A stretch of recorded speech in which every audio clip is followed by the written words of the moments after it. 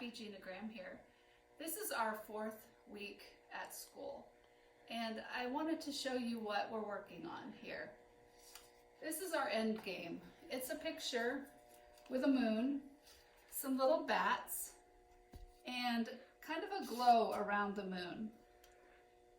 This is what we're doing with 3 years old up through, I think it's 2nd grade.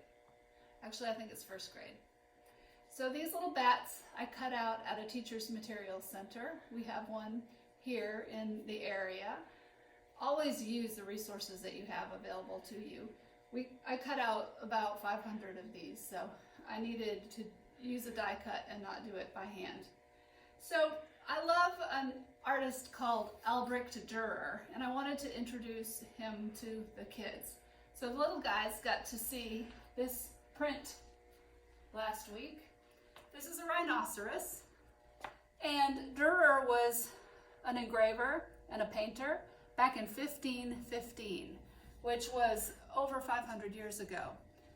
It is so cool to show them this because it reminds me of kind of the coloring book movement that we all love and see in books everywhere. Like at Walmart, it feels like you could go pick up this lovely print at Walmart in a book and color it right now. So I let the kids see the texture. There's like little scales, little egg shapes, dashes and dots and things. And I wanted them to put some non-traditional lines into these bats, just like these are non-traditional for the rhinoceros, things that wouldn't really be on a rhinoceros. It gives kids freedom to just go for it. I gave them some examples. There's dots and hearts. I gave them white colored pencils, which they're drawing on the black. So that's very fun. So they are learning to pour paint. This is going to be the Moonscape. And I'm going to show you how to do that in a minute. So this is the example for the younger students, and we're going to swing to my big board, and I'm going to show you what the older students are doing. Right here is my example for grades 3 through 5. Now, each room is going to be making a 9x9 black piece of paper dotted star painting. I just use Q-tips for that. Each group is going to make the moon pour, which I will show you that in a minute. And then for the older grades, I am having them draw something on some nice thick tag board. This was drawn with a Sharpie.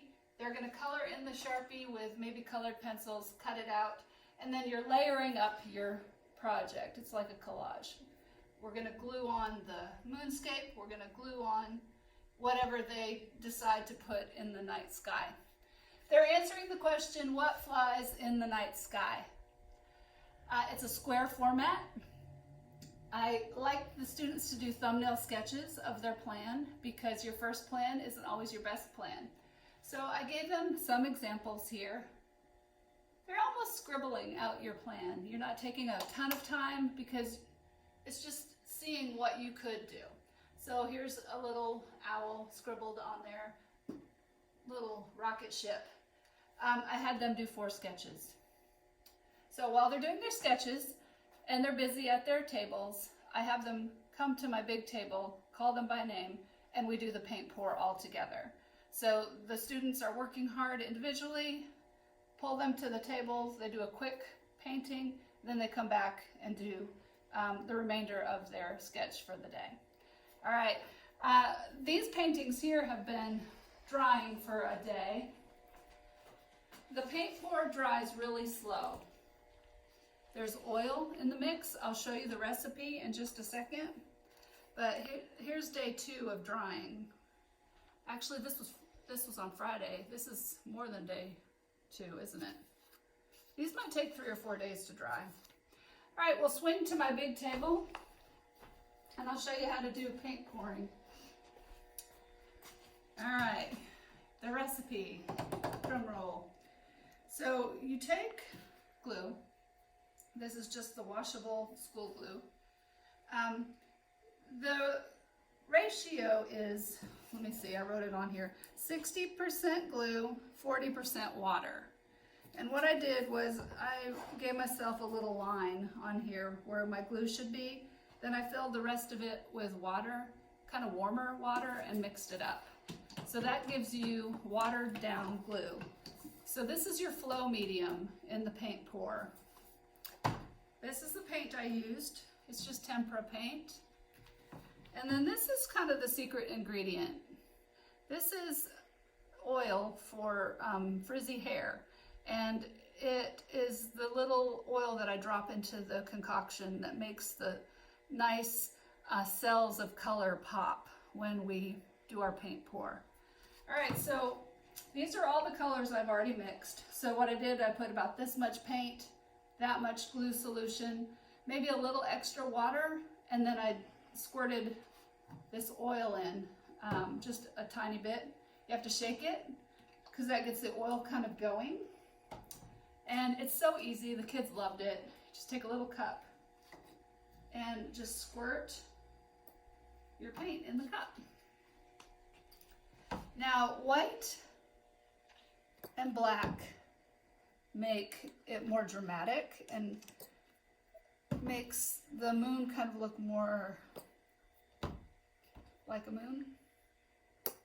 For some reason, the black and white are the kind of the secret ingredients for success in this. Now I'm just layering it up, and I'm going to almost to the top. Here's a little trick. Write student's name on the back of the plate first, because you can't do it last. You take like this and flip. Take it down on the table and tap it.